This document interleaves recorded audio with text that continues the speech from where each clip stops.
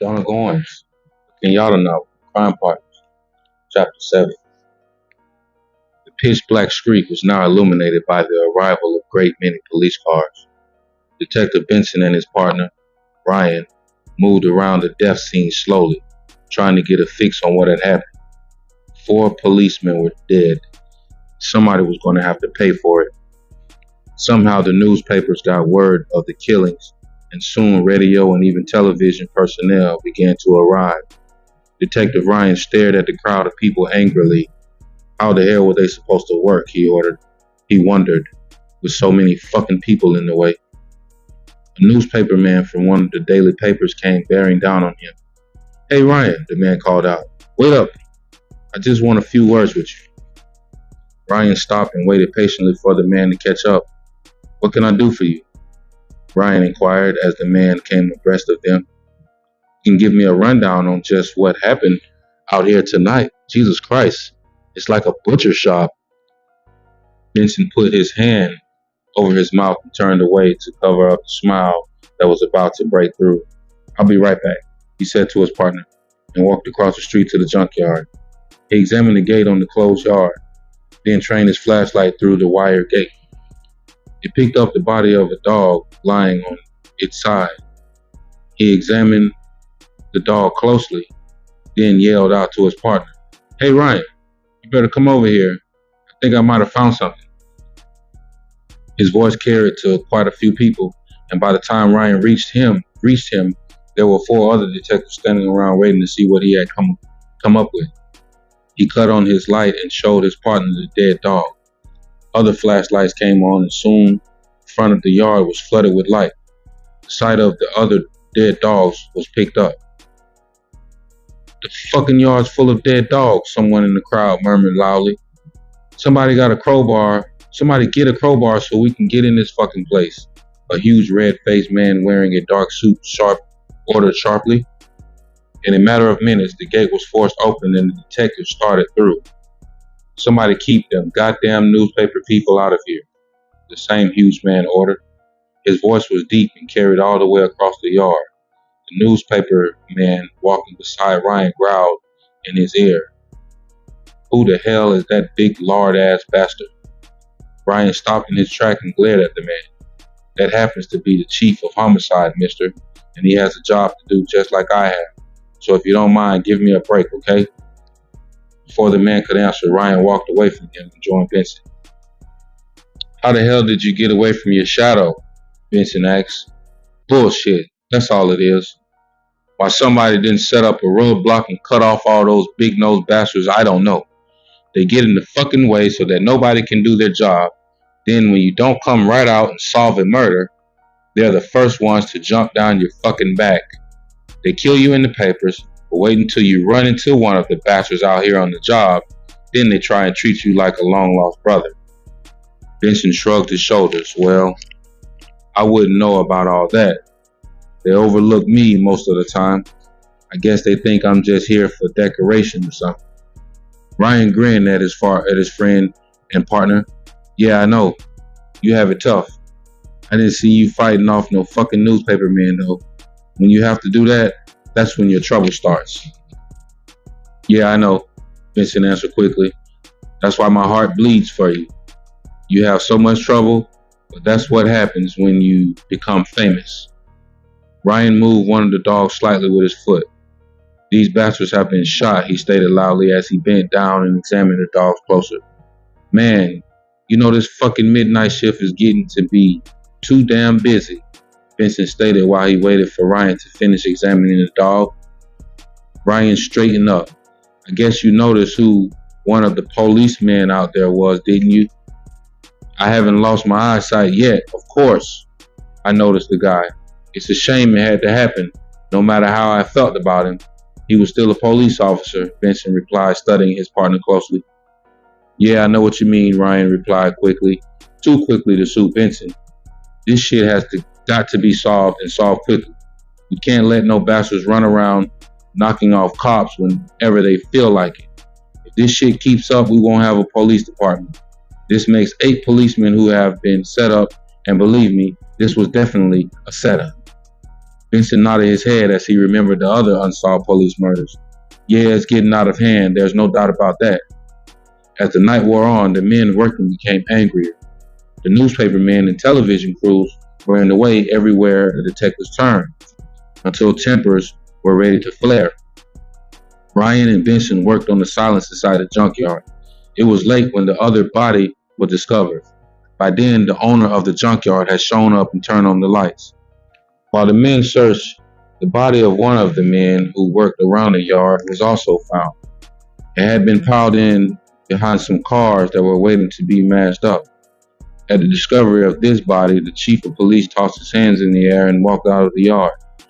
His cursing could be heard clear across the yard. The men worked on and on. This was above all a cop killing, and they wanted some answers. Daybreak found them still searching through the piles of junk cars, looking for any sort of clue. The guns had been found in the rear of the old car and rushed to the police lab in hopes that fingerprints could be gotten off of them. Benson came walking slowly up the dirt road. He glanced over at the tired detective tugging along beside him. Ryan was walking with his head down, ignoring the deep puddles of mud they came to. Both detectives were deep in thought, neither man bothering to break the silence. Cold-blooded murder like this didn't make any kind of sense to Benson, and he prayed quietly that they would catch the men responsible as soon as possible. Well, what do you think? Ryan asked as he came up alongside his friend. Think? I don't even bother to do such a thing. It goes against the grain when you come up against something like this. The people who are responsible for this must be mad. I mean, people just don't go around killing wholesale like this. What's the reason behind it? It's senseless, as far as I can see. Benson dropped his head. What could he say? As far as he could see, they were right, back where they started. Yet, they had 6 new deaths on their hands. Every one of the dead had been murdered by the same bunch of people. They knew that 4 men had gone under the fence at the rear of the yard, but that evidence wasn't strong enough to shed any light on who was responsible. They couldn't even tell if the black man found in the car was in on it or a witness who happened to be at the wrong place at the wrong time. As the 2 officers came out of the gate, they saw the police commissioner standing in front giving an interview to the television men. They walked past the group and went on towards their unmarked car. They climbed in and just sat there, each man deep in his own thoughts. Both men tired from the long night's work, prowling in and out of the old cars, searching for something and not sure what. Well, Ryan, what do we do from here? Benson asked quietly. Your guess is as good as mine, Ryan answered just as softly. I could say let's go down in the ghetto and shake up some asses, but where would we start?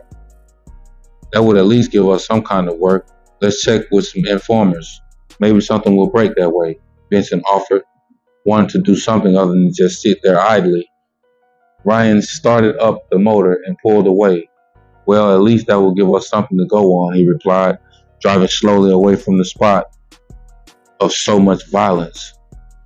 The men rode in silence. The night had been too much for both of them.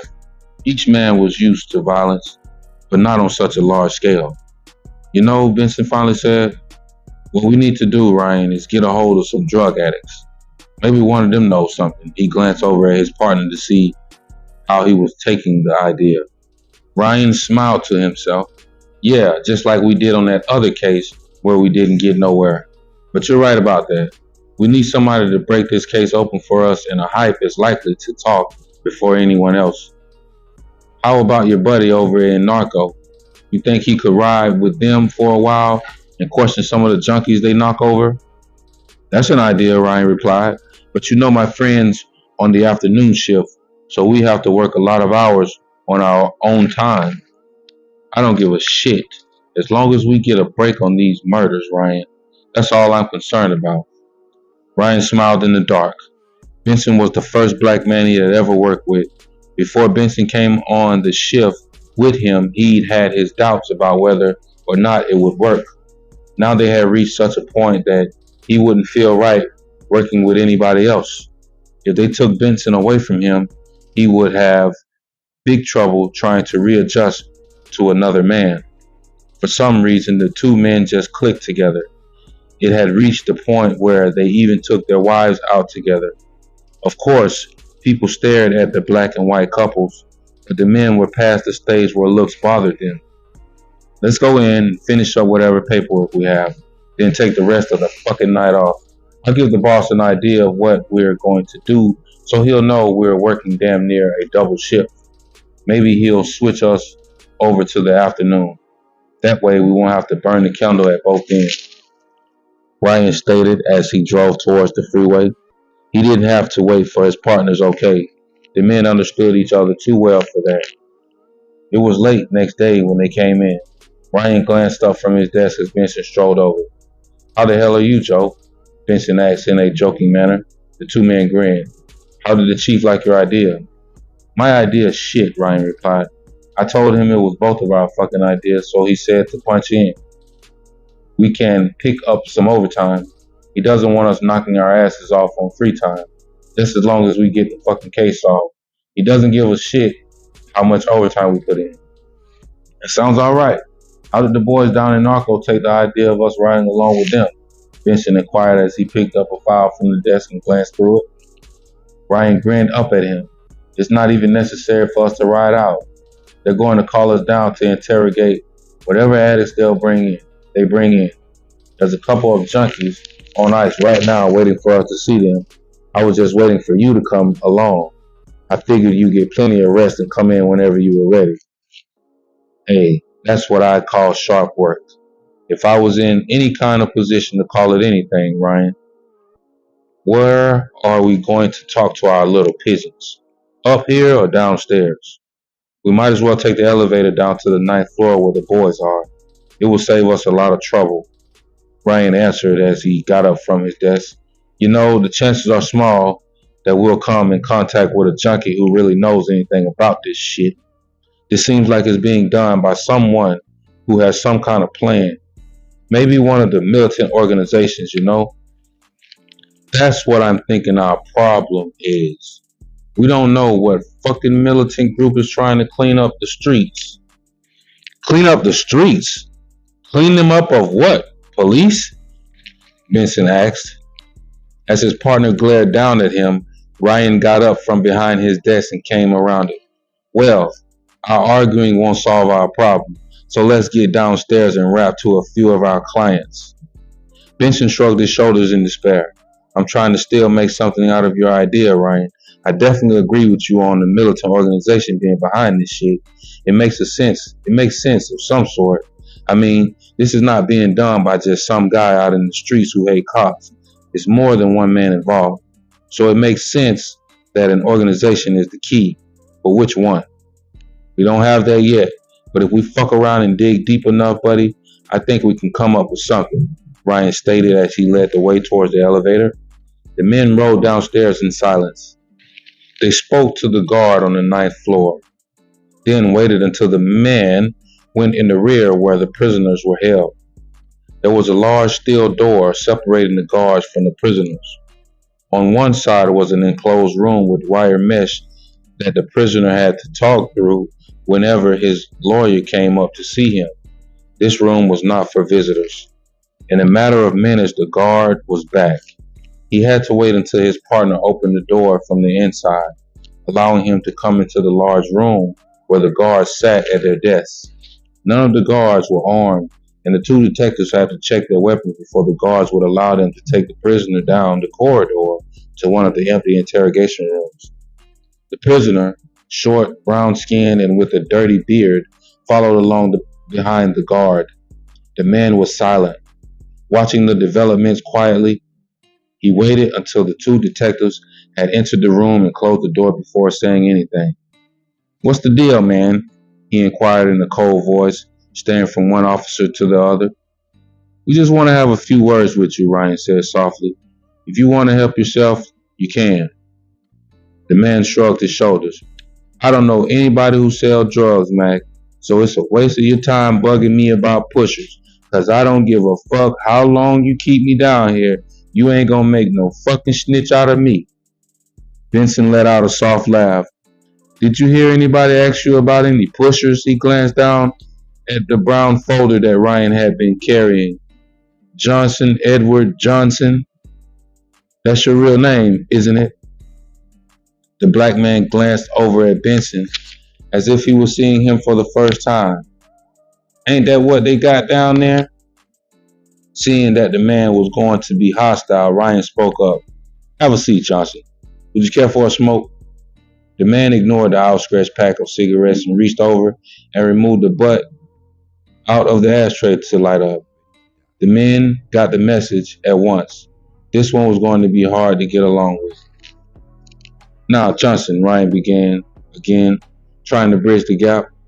We didn't have you brought in here to bug you. We just wanted to ask you a few questions. Johnson stared at the policeman as though he was something from another world. Listen, Mac, he said in the cold, matter-of-fact voice of his. I know what you guys think about dope fiends, but it ain't like that with all of us. Every addict you pick up ain't no informer. So quit wasting your time and mine. I ain't got nothing to say to you. I wouldn't give you motherfuckers the time of day. Can you dig it? It looks as if this guy wants to spend the whole 72 hours in the lockup, don't it? Benson said to his partner, ignoring the man. Johnson spit on the floor. I ain't spending a motherfucking thing nowhere, Mac. I'm bailing out of this dump today. I was just waiting to see the detectives. You guys picked me up on a meatball.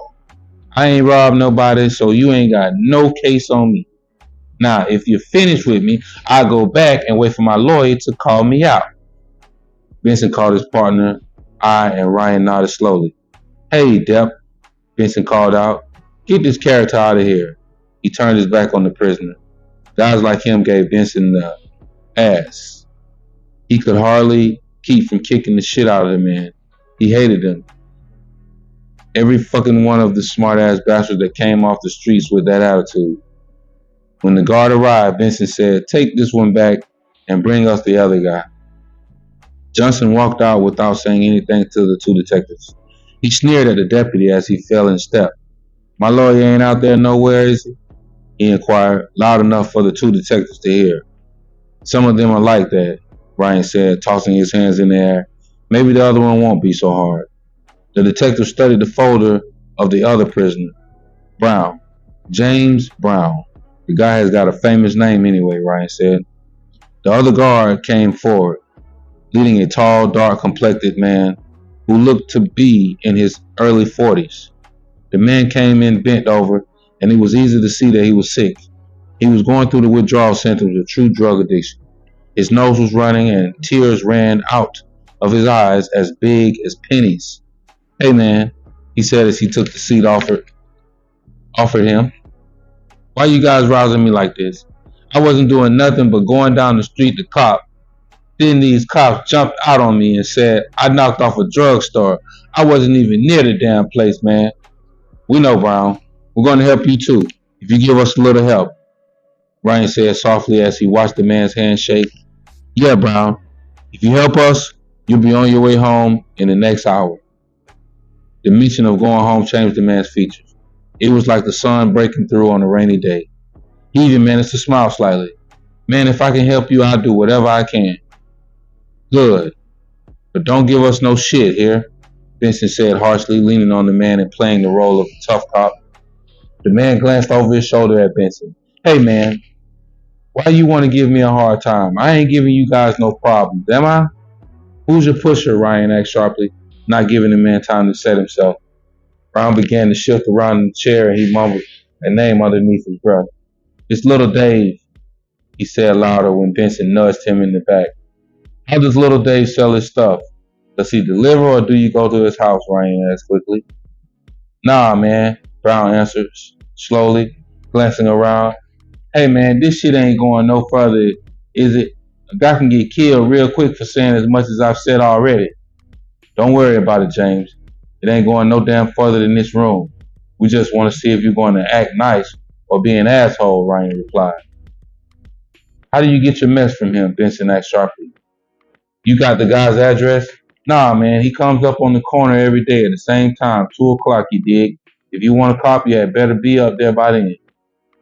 For the next half an hour, they talked to the man, writing down information that would help the narcotics department, but wouldn't help them. Finally, Benson put forth the question that they had been building up to.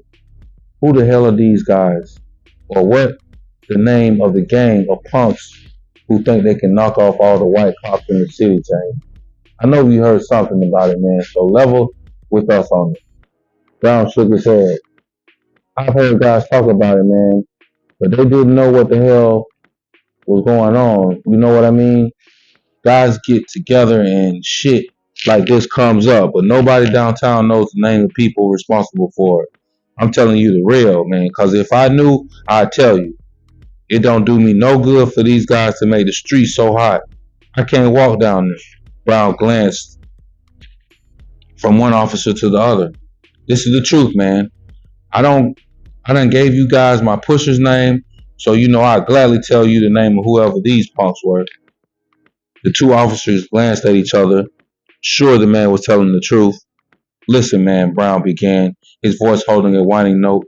If you guys kick me out on the bricks, I'll tell you what I'll do. I'll keep my ears open for you. Really, man. Give me a number, and the first time I hear something dealing with this shit, I'll get in touch with you guys.